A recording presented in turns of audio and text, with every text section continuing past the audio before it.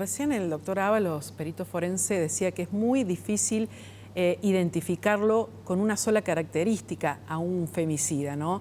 Y uno se pregunta si había denuncias previas, si había botón antipánico, si los vecinos sabían de la situación y trataban de proteger a Luna, a Pedro y también a Mariel, su mamá. ¿Por qué pasó lo que pasó, no? Karina Ortiz está con la jueza que estuvo a cargo de la causa Luna. Karina, ¿cómo estás?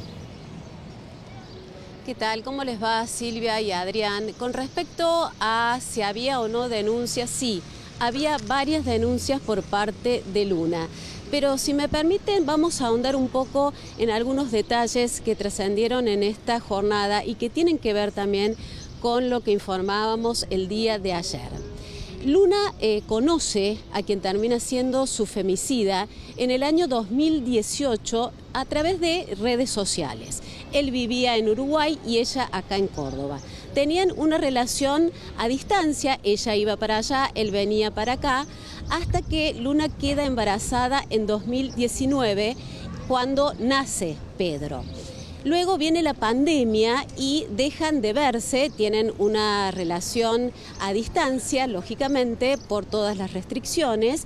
Y cuando termina la pandemia, cerca del año 2023, Luna decide ir a Uruguay para ya tener un vínculo más cercano, establecerse allí con el padre de su hijo, pero comienzan los primeros signos de violencia.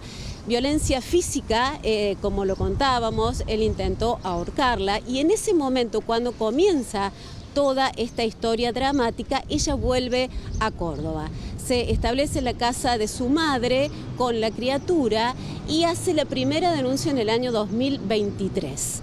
Luego también sigue con ese planteo de denunciar a la justicia todas las irregularidades que seguía manteniendo su expareja con ella, pero lamentablemente nada alcanzó para evitar su muerte. Estuvimos hablando con la jueza que lleva a cabo esta causa, que tiene esta causa que inició Luna allá por el 2023, y nos decía que ella implementó todo lo que se tiene que implementar.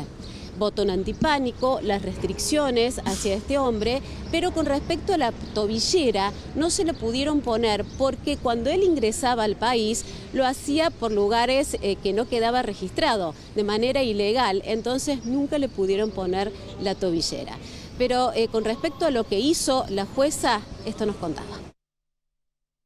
Sí, sí le pedí, lo que pasa es que él había constituido cuando recuperó la libertad el año pasado un domicilio en Uruguay, en Montevideo, o sea, no es posible colocar una tobillera a alguien que no está dentro del país. Doctora, ¿el botón antipánico funcionó el día del doble femicidio? Eso no lo puedo saber porque entiendo que el botón estaba en funcionamiento y operativo cuando ingresaron la policía.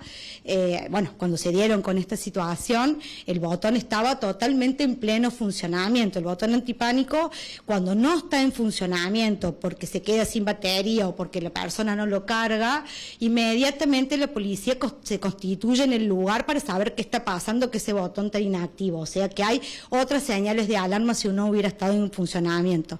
Lo que yo entiendo que no lo pudieron, la sorprendió la situación y que no lo pudieron presionar.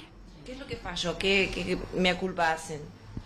Bueno, es difícil la pregunta que me estás haciendo porque creo que nosotros desde la justicia y desde el Estado, de todos los ámbitos, inclusive del Poder Ejecutivo con el Polo de la Mujer, siempre estamos trabajando codo a codo justamente para evitar esto.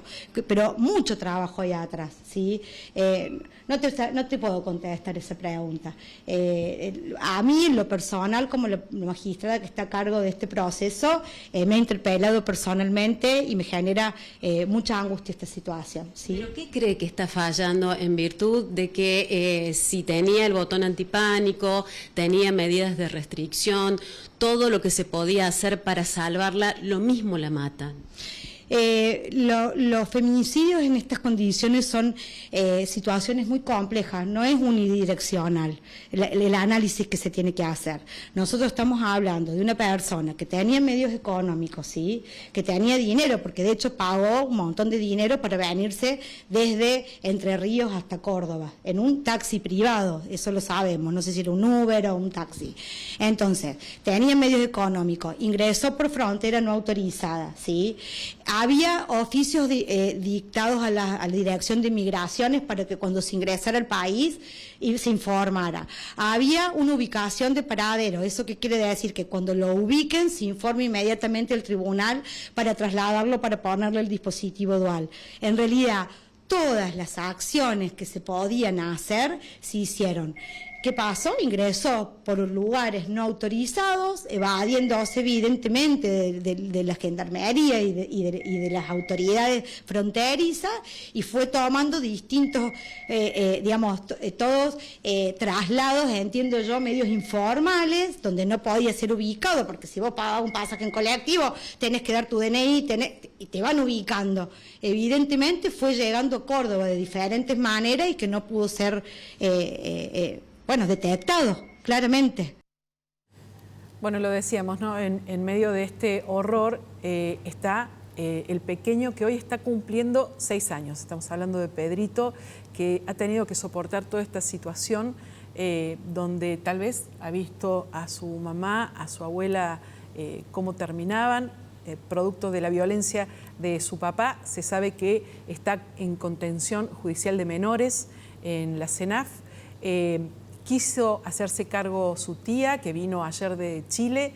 La mamá de la Hurta, estamos hablando de la abuela paterna, también dijo que si es para el bien de Pedrito, ella no tiene problema en trasladarse a Córdoba, venir desde Uruguay y hacerse cargo de su nieta. Ella dice que lo que sea mejor para Pedrito, ella lo va a aceptar, pero está dispuesta a trasladarse y a criarlo.